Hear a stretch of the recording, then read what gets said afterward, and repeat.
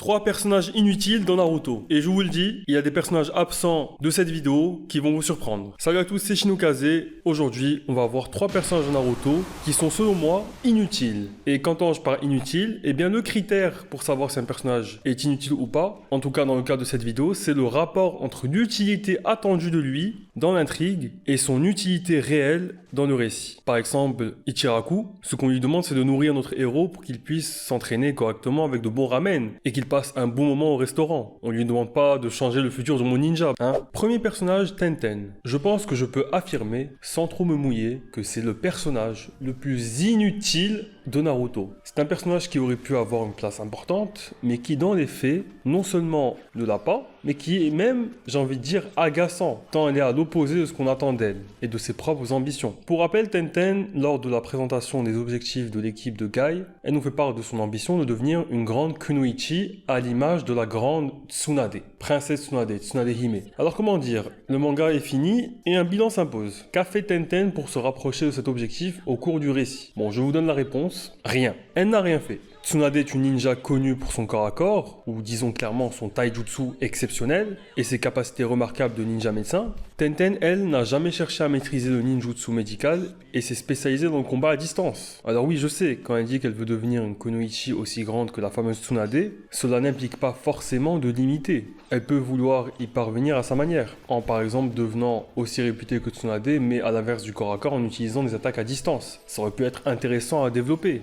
mais ça ne le sera pas. Et je trouvais ce fait quand même marrant à souligner. D'autant plus que Tenten est dans une équipe qui est qualifiée à plusieurs reprises au début du manga comme spécialisée en taijutsu. Guy, Neji et Rock Lee le sont. C'est vraiment elle qui fait tâche et tout le monde la néglige en qualifiant l'équipe ainsi. En plus, ses attaques à distance, c'est vraiment littéralement jeter des kunai ou ouvrir des parchemins pour invoquer des armes en tout genre.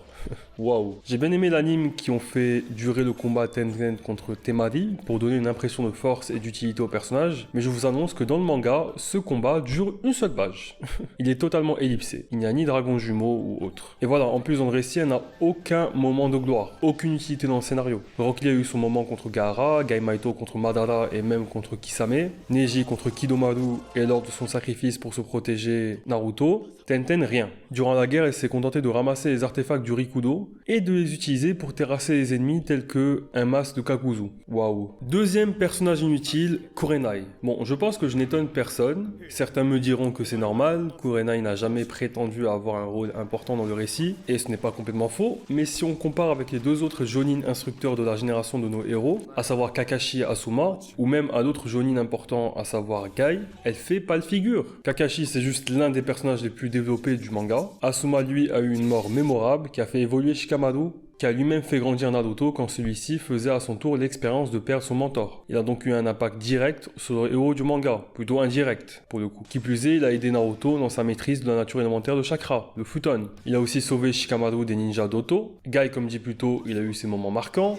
Il a même combattu les ninjas d'Oto lors de l'attaque de Konoha aux côtés de Kakashi. Il a aussi enseigné la fleur de lotus à Lee. Kurenai, elle, quel est son palmarès? Combattre Itachi et se faire retourner son genjutsu contre elle, alors que c'est sa spécialité, c'est même devenu un mème.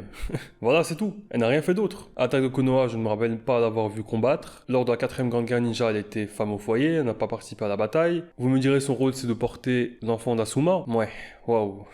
L'enfant a une importance symbolique parce qu'il représente le roi, que les ninjas de Konoha se doivent de protéger la future génération, etc. Mais ça s'arrête là. Donc Kurenai, personnage très inutile. Avant d'annoncer le 3ème personnage inutile dans Naruto, je vous annonce que non, il n'y aura pas Sakura Haruno. Tout simplement parce que Sakura, selon moi, n'est pas un personnage inutile.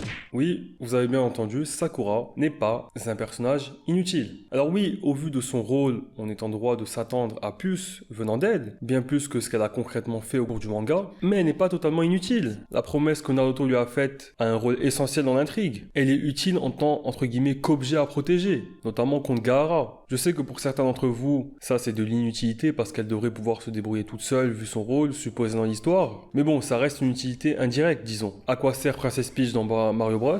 Bah, à se faire secourir, à créer un scénario. Après, je suis d'accord que c'est de l'utilité passive. Et en ce sens, on peut dire que ce n'est pas vraiment de l'utilité. Mais j'entends bien, si son utilité se résumait à ça serait lamentable. Non, au-delà de ça, elle a quand même eu ses petits moments. Elle a eu un combat mémorable aux côtés de grand-mère Chiyo contre Sasori. Elle a aidé à protéger Konoha en tuant au moins une invocation révélation de Pain, l'espèce de cloporte, et en soignant les blessés pendant que Tsunade était submergée, elle a aidé pendant la guerre à combattre Madara, combattre Sede Kaguya, combattre Jubi. Voilà, pour moi, elle est loin d'être inutile, même si elle pleure souvent. Dernier personnage inutile, je pense que c'est le personnage masculin le plus inutile de Naruto, c'est Sai. Non pas qu'il est inintéressant, mais concrètement, il n'apporte pas grand chose. Lors de son arc d'introduction, il n'a eu aucune utilité. C'est juste que l'arc lui a servi à se développer, à changer. C'est Naruto qui lui a été utile. Dans la suite, il essaye de s'intégrer dans l'équipe 7, de comprendre les relations humaines, mais rien de plus. Il n'a pas lui-même changé quelqu'un de façon significative. Sasuke wa ore no tomodachi da.